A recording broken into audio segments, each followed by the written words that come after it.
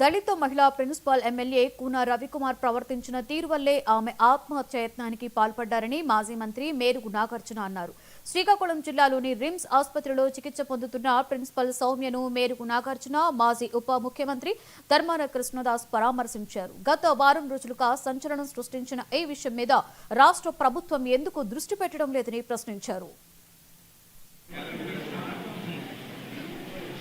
హాస్పిటల్లో KGBV principal అయినటువంటి సౌమ్య సామాజికంగా దళిత సామాజికంలో పుట్టిన, చదువుకొని విద్యావంతురాలుగా ఒక ప్రిన్సిపల్గా మంచి కుటుంబంలో పుట్టినటువంటి సౌమ్య గారు ఈరోజు ఆత్మహత్యాయత్నానికి పాల్పడిందంటే కారణం అందరికీ తెలుసు.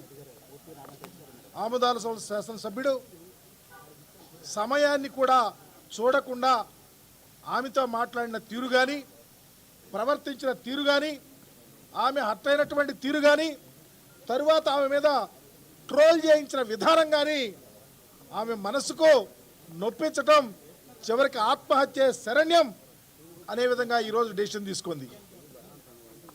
నేను అడుగుతా ఉన్నా, ఈరోజు వరకు గత వారం రోజుల నుంచి ఇన్సిడెంట్ జరుగుతూ ఉంటే ప్రభుత్వం ఎందుకు స్పందించలేదు? ప్రభుత్వం ఎందుకు బాధ్యత వహించలేదు? ఒక శాసనసభ్యుడి ద్వారా, ఆయనకు సంబంధించిన అనుయాయుల ద్వారా ఆమె యొక్క మనోవేదనకు ఒక దళిత అధ్యాపకురాలు హాస్పిటల్